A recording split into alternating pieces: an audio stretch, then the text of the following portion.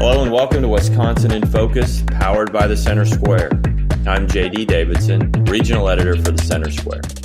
Joining me today is Ben Yount, Wisconsin contributor for the Center Square. Ben, how are things? We are officially in the election year here in Wisconsin, and my job is secure. There's one good thing about writing in a swing state. There is no shortage of stuff to write about, particularly when it comes to the election. Now, after November of this year, you guys can fire me as much as you want, but from here on out, I'm in demand, baby. It always works that way. Swing states are great. We are recording this on Thursday, January 4th, 2024. Ben, I feel the times we live in now continue to bring election issues up in general assemblies around the country, and it just is never ending. Ohio recently passed sweeping voter regulations. Wisconsin's considering a number of election-related ideas, either based on court rulings or legislation. Let's start with addresses on absentee ballots, where the court stepped in this week in Wisconsin. Yeah, a judge in Madison, Dane County, threw another monkey in the wrench, fly in the ointment, curveball, whatever cliche saying you want, by striking down the law that regulates witness signatures on absentee ballots. This idea of you don't have to have a complete address goes to the witness, the person who was signing, that said, yep, I saw Ben Yount vote by absentee. My name is John Smith. I live at 223 Mulberry Lane, Muskego, Wisconsin, whatever the zip code is. The issue is that Wisconsin's state law isn't specific about just what has to be included for an address. Is it obviously your street, obviously your city, but do you have to include the WI? Do you have to include the zip code? Do you have to include the building number? Do you have to? And so that ambiguity has this judge saying, well, no, since it's different in different communities, the entire statewide law has to be set aside.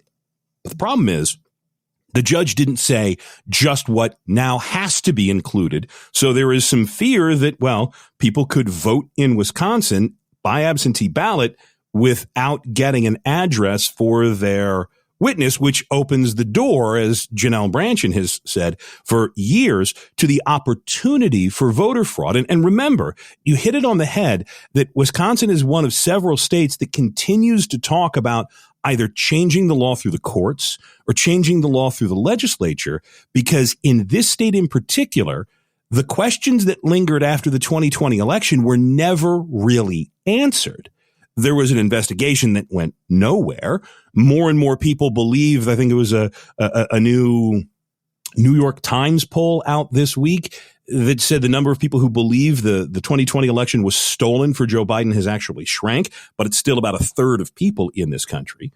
Wisconsin has unanswered questions, unfinished business with its election laws. And now here we are, literally starting off 2024 with another question, another change, another something that has people talking about, well, is all of this above board? So with the addresses, that seems like the legislature could step in quickly and define what an address is. And it seems like an oversight that it wasn't defined before. Is there movement soon? Well, the legislature could step in, and Republican lawmakers, I'm sure, would be happy to step in. But don't forget the other half of I'm just a bill, I'm only a bill, and I'm sitting here on Capitol Hill, is that once the legislative branch is done, that the executive has to agree.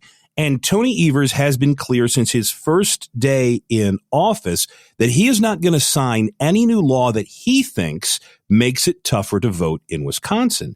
And that's been the defense of this decision from this Dane County judge that, well, as opposed to tossing ballots that had minor issues with their addresses, this now makes it easier, makes it so that people can have confidence that their vote will be counted. So you're exactly right. The easy solution here is that you go back to the legislature. They could be in session next week, pass this law. And in Wisconsin, laws take effect the moment they're signed. We're not like Illinois or some other states where you get a July window and then a January window. This issue could be fixed ahead of the November election. if but for Governor Evers. And so that means this is going to be challenged. This is going to go through the courts, and Wisconsin has a new liberal majority state Supreme Court that has been pretty much in line with Governor Evers' view on election reforms. And so now you have, again, another election change that happened at the last minute. Well, and it comes at the right time. We've got an election coming up, and there was actually real news in Wisconsin, and at least it's not Colorado or Maine.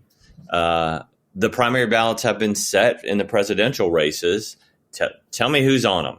Well, President Trump is on. That's the headline. I don't think anybody was sitting on the edge of their seat earlier this week wondering if Asa Hutchinson would make the ballot here in Wisconsin. They broadcast this from the state capitol, the Wisconsin Presidential Preference Selection Committee.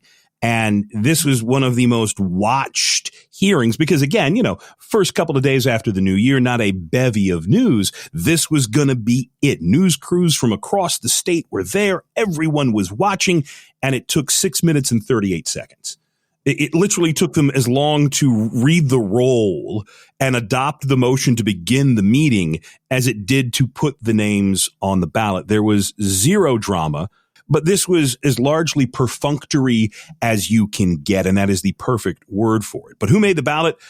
Former President Trump, Nikki Haley, Ron DeSantis, Chris Christie, Asa Hutchinson, and Vivek Ramaswamy are the Republicans who will appear on the April 2nd ballot.